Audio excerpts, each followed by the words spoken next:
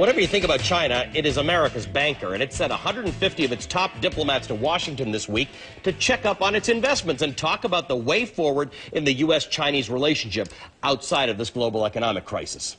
The actions taken by the United States and by China have made a very substantial contribution to our collective success so far in blunting the force of this economic recession and beginning to restore confidence.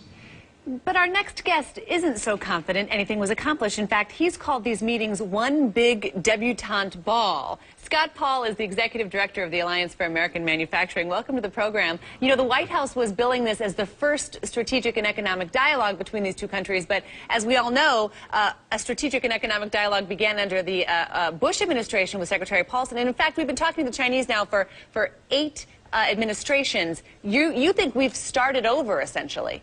I think we have. I think that unfortunately this was more about handshakes and getting to know you than achieving real results.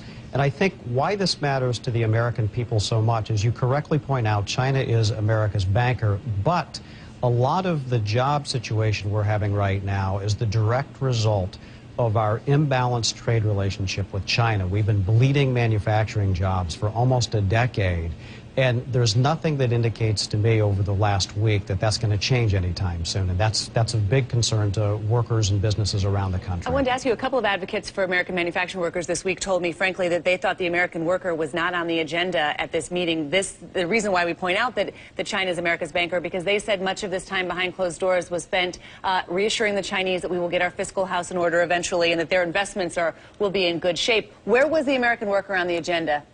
I think, unfortunately, it's been shoved aside or shoved down the road. And I think that's unfortunate because President Obama, before he took office, said that we'd have a different kind of relationship with China, that we'd try to engage them more on economic issues and hold them to the commitments that they made when they joined the World Trade Organization and gained greater access to the market about 8 years ago.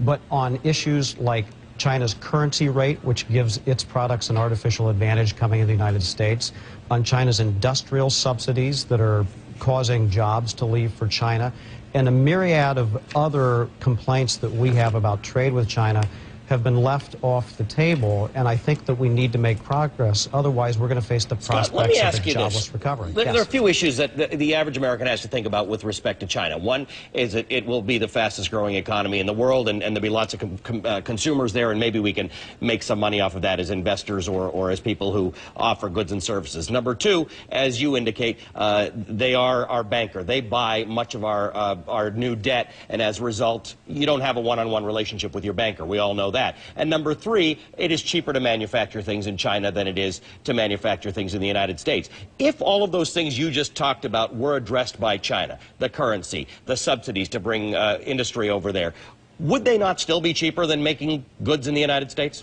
For some things they may be, Allie, but for a lot of things they won't be. This becomes a political matter, not just an economic matter, when you look at some of these numbers and know that, you know, with so many people losing their jobs, this starts to matter to them. 2.3 million jobs lost to outsourced to China, according to your firm. Also, 40,000 factories have been closed over the past 6 or 7 years. And I wanted to just bring up what Secretary Geithner and then also the Secretary of State Hillary Clinton said in an op-ed in the Wall Street Journal before this meeting.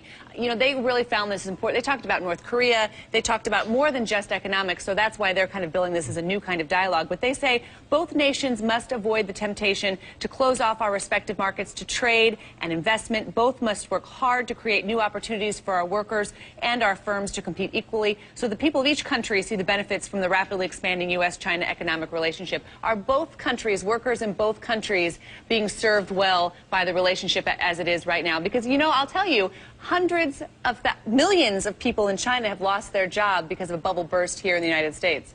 I think the least we can do right now, Christine, is to hold China to the standards that it agreed to when it entered the World Trade Organization, to stop manipulating its currency, to open its market to American goods, to end its industrial subsidies. Then we can talk about a balanced relationship. All right, Scott Paul, we have to leave it there. The Executive Director for the Alliance for American Manufacturing, thanks so much for joining us. Really appreciate it. Thank you.